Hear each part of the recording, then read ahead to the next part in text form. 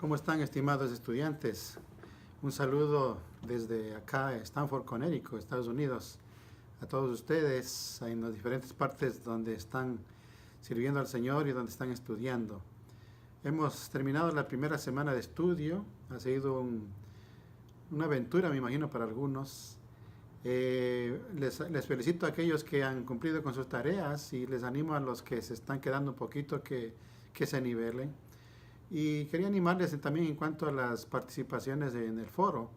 Recuerden que primero tienen que responder cada uno las preguntas y luego por lo menos con dos compañeros dialogar en cuanto a esas preguntas o a las respuestas. Y en especial quería animarles a que sus respuestas o sus participaciones sean más, un poco más amplias, que sean más consistentes, que sean también con fundamento, un poco más profundas. No simplemente estoy de acuerdo, cosas así. Entonces, estamos ya para iniciar la segunda semana de estudio. La unidad número 2 tiene que ver con la perspectiva paulina de Doctrinas Fundamentales, parte 1. Y en esta unidad vamos a estar tocando dos doctrinas bíblicas, teológicas, en este caso desde la perspectiva paulina, del apóstol Pablo. En primer lugar, vamos a estar revisando esta semana sobre la antropología paulina. ¿Qué es la antropología? Creo que todos ustedes, ya que han cursado cursos en bachillerato y en otras áreas, saben muy bien que la antropología es el estudio del hombre en sus aspectos moral y religioso, con énfasis particular en el estudio del hombre antes de la caída. Entonces vamos a estudiar sobre esta doctrina desde la perspectiva paulina. Vamos a revisar rápidamente conceptos antropológicos de Pablo, tales como el concepto de soma, el concepto de psique o de neuma, el concepto de sarx, de cardía, de dianonía y de physis. Y en el material que les estoy poniendo de la segunda semana tienen toda esta información. Vamos a estar hablando también sobre la constitución del hombre según San Pablo.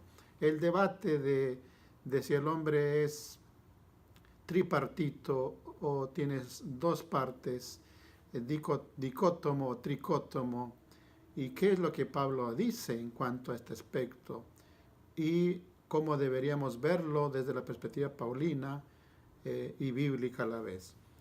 También vamos a hablar sobre la doctrina de la amartiología paulina. También sabemos que la amartiología es una rama de la antropología y estudia al hombre en su estado caído, después de la caída. Por supuesto, ustedes saben que la palabra amartiología viene de amartía, que significa errar al blanco, y tiene que ver justamente con el pecado, que es fallarle, en este caso, a Dios, fallarle a la voluntad de Dios. Vamos a identificar algunos pecados que Pablo los desarrolla en sus cartas. También vamos a revisar la naturaleza interna del pecado desde el punto de vista paulino, algunas características del pecado, las consecuencias del pecado, el carácter del pecado que mora en mí. Una frase muy controversial de si Pablo está hablando de su vida presente, de su lucha actual o de su lucha antes de ser regenerado. Y se va a revisar justamente este aspecto allí. Vamos a hablar un poco sobre el pecado de Adán y su relación con el resto de la humanidad y algunos términos generales que Pablo usa en cuanto al pecado. Recuerden que en teología sistemática o estudio de la teología cristiana se habla de estas doctrinas de manera general y usando todo el pasaje bíblico, toda la Biblia como tal. Sin embargo, en este curso estamos usando expresamente las cartas del apóstol Pablo y cómo él entendía estas doctrinas, que para nosotros eran fundamentales como nazarenos, para ser bíblicos y por supuesto para también seguir la tradición nuestra arminiano-wesleyana.